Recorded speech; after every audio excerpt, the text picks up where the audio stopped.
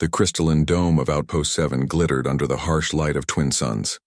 Inside, Commander Talia adjusted her breathing apparatus, the unfamiliar weight of it still awkward after 3 cycles on this frontier station.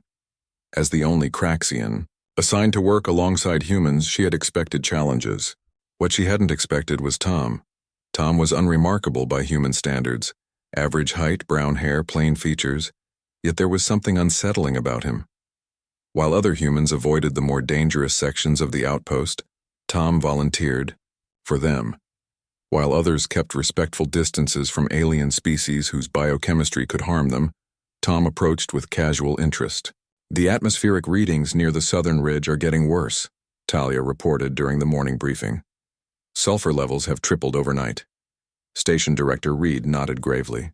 "We'll need to reinforce the shields on that side. The magnetic storms are getting worse too." "I'll go check the external sensors," Tom said, already rising. "Alone?" Talia's third eyelid flickered, a sign of anxiety her species couldn't hide. Tom smiled. "The suits can handle it. The last team that went out there needed rescue," reminded Reed. "That's because they went during peak radiation hours. I'll be fine." 2 hours later, Talia watched from the monitoring station as Tom's tiny figure traversed the rocky landscape. Her claws tapped nervously against the console as sulfuric clouds billowed in the distance. "He shouldn't be out there," she muttered to Lisa, the communications officer. Lisa shrugged. "That's just Tom. Nothing scares him." "Everything should scare him," Talia countered. "Fear is what keeps species alive." The ground beneath Tom suddenly shifted. Talia leapt to her feet as the readout spiked. A tremor, the 4th that week. They were getting stronger. Through the cameras, she watched Tom stumble but remain standing as rocks tumbled around him. "Tom, return to base immediately," she ordered, through the comm. "Almost done," came his calm reply. "Just need to replace this circuit board. The ground is unstable. Always has been." Talia's scales rippled with frustration. The tremor intensified, and one of the camera feeds went dead as a sensor tower collapsed. She was about to order an emergency retrieval when the reading suddenly stabilized. "Fixed it," Tom announced. "Coming back now." When the airlock cycled open 30 minutes later, Tom stepped through looking entirely too pleased with himself. He removed his helmet, his face slick with sweat but wearing that same calm expression. "You risked your life unnecessarily," Talia hissed, her translator barely keeping up with her agitation.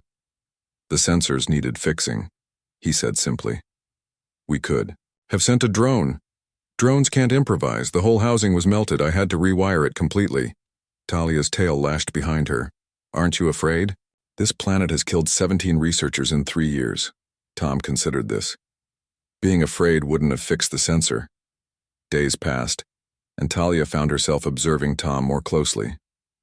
When acid rain ate through part of the eastern dome, Tom helped evacuate the labs.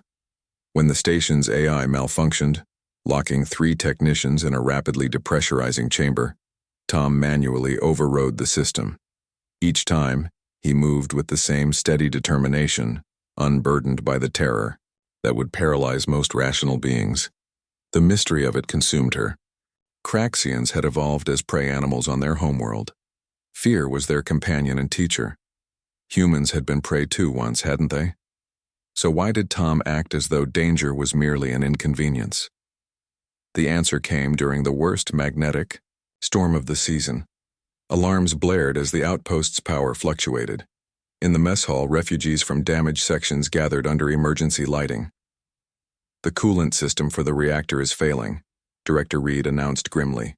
"We need to manually restart it or evacuate within 2 hours.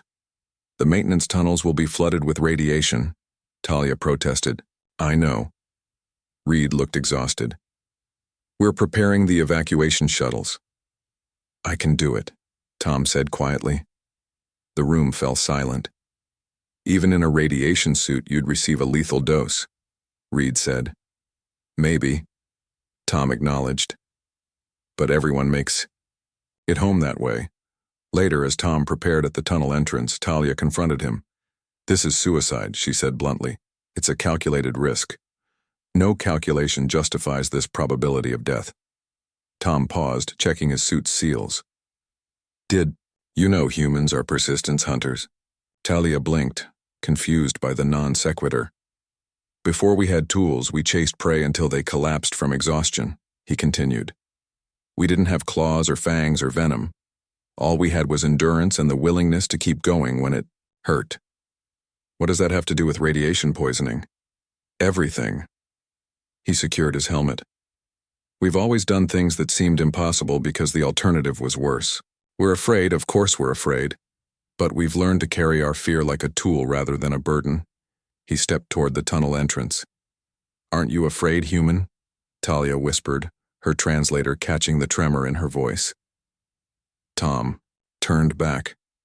Terrified, he said with unexpected gentleness. But what's the alternative? Everyone dies? No thanks.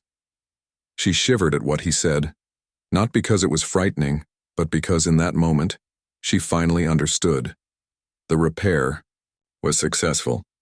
Tom emerged with radiation burns and spent 2 weeks in medical stasis, but he survived. The outpost survived.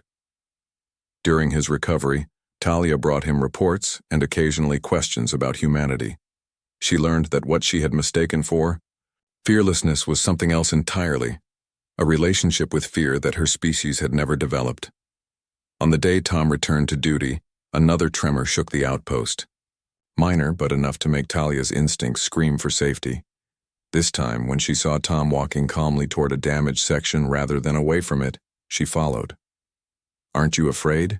He asked, noticing her unusual direction. Terrified, she replied, echoing his words from weeks before. But what's the alternative? Tom smiled and handed her a repair kit.